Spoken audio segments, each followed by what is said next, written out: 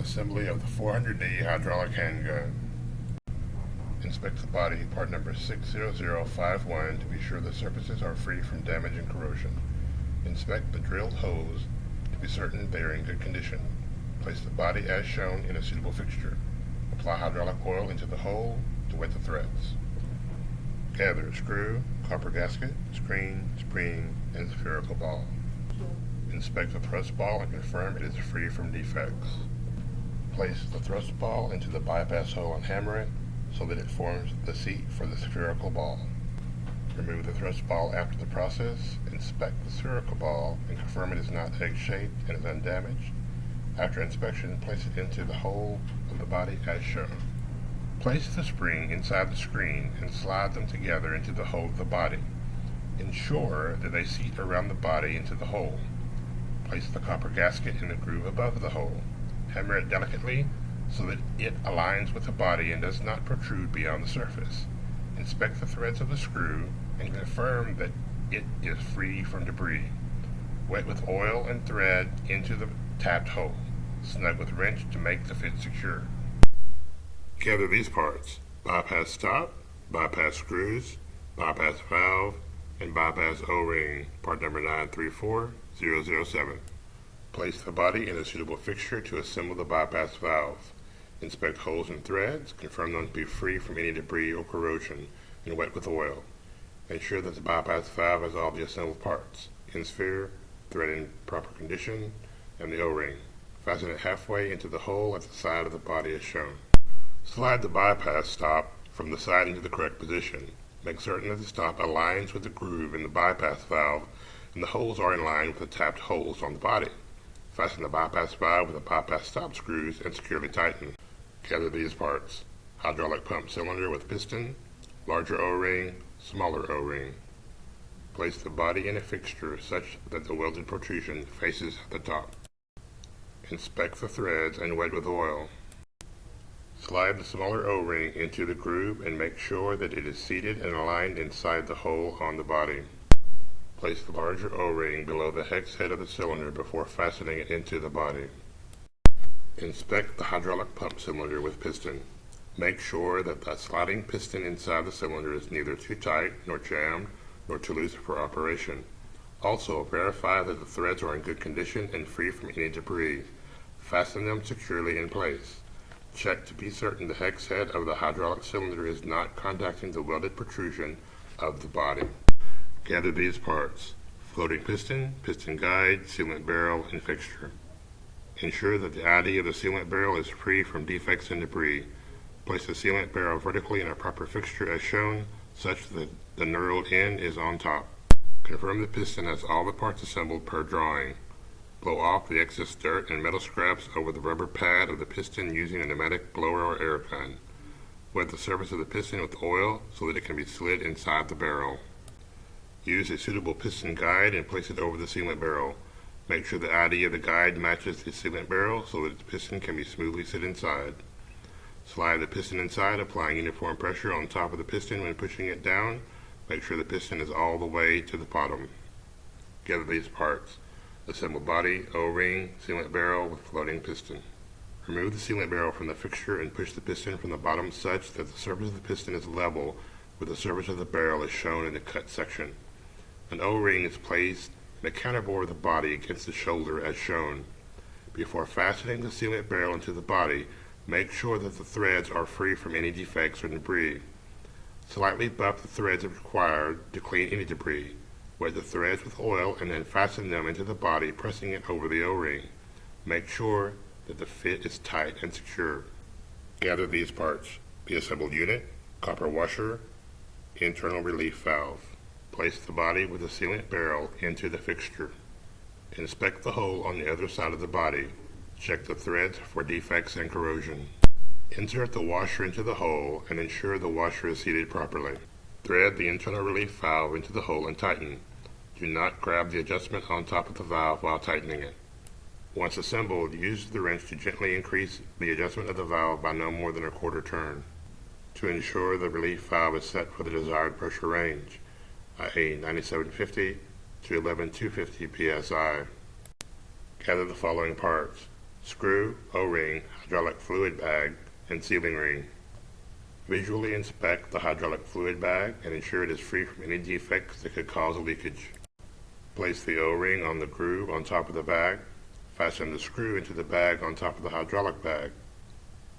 Fasten tight and secure. The end of the hydraulic bag is to be folded and pushed into the sealing ring so that the sealing ring is at the large open end of the hydraulic bag.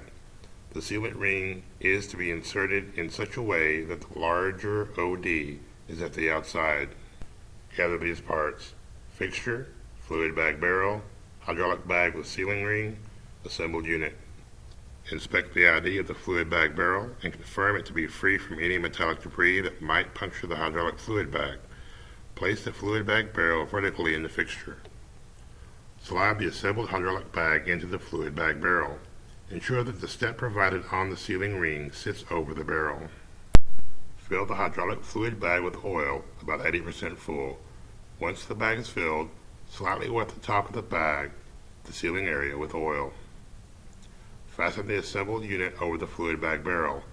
Once the fluid bag barrel is fastened, place it horizontally and tighten using a suitable wrench. To prevent pinching the fluid bag and potentially causing a leak, do not over-tighten. Gather these parts: fulcrum, shoulder screw, stop link, washer, lock nut, assembled unit. Place the assembled unit horizontally in a fixture such that the piston unit is at the top.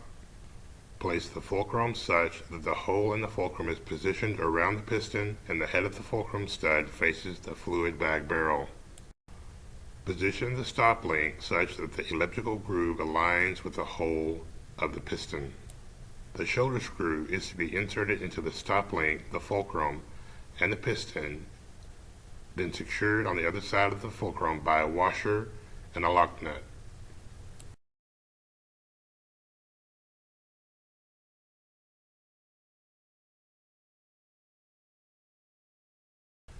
Gather these parts: shoulder screw, links, washer, lock nut. Place the two links on either side of the welded protrusion on the body such that the holes align accordingly. Ensure that the inclined cut is at the top of the link with the inclined cut facing the fulcrum. Align the stop link over the two links and ensure that the holes in them align accordingly. Insert the shoulder screw into the hole and secure it on the other side by the washer and the lock nut. The holes on top of the links are placed across the flats of the fulcrum stud and secured in a similar fashion with a shoulder screw, lock nut, and a washer.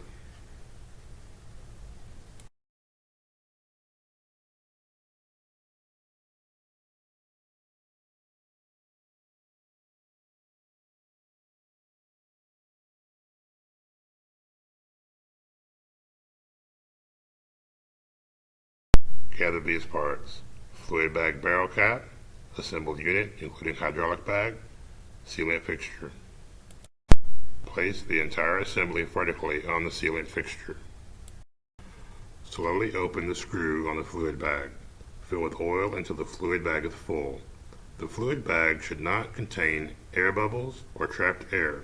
It is critical to ensure the fluid bag are completely filled with hydraulic oil. Tighten the cap over the fluid bag barrel. Do not over-tighten to avoid compressing and damaging the fluid bag.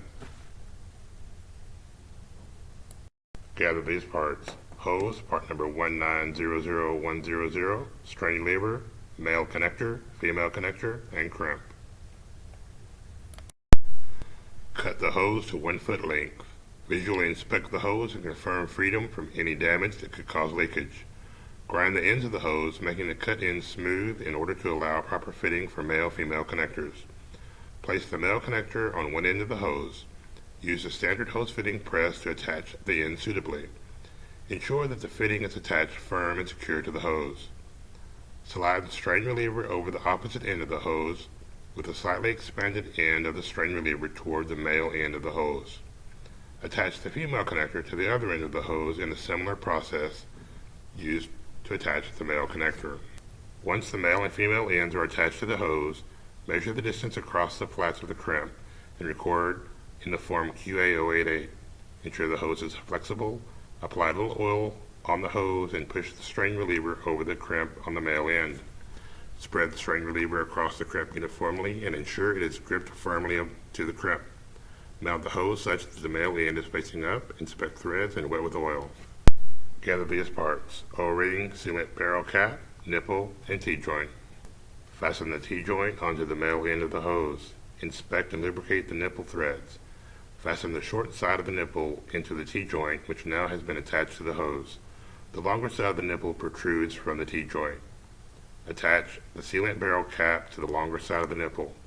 Ensure that the sealant barrel is tightened such that the groove pin is aligned to the opposite side of the T in order to ensure easy opening of the sealant barrel cap using the handle rod. Fit the O-ring into the groove on the sealant barrel cap.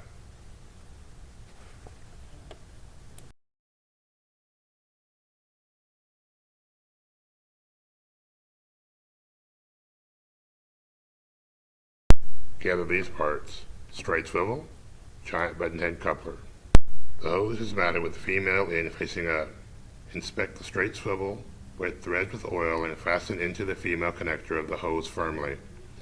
Inspect the giant button head coupler for defects and attach to the straight swivel for normal operation of the 400D injector.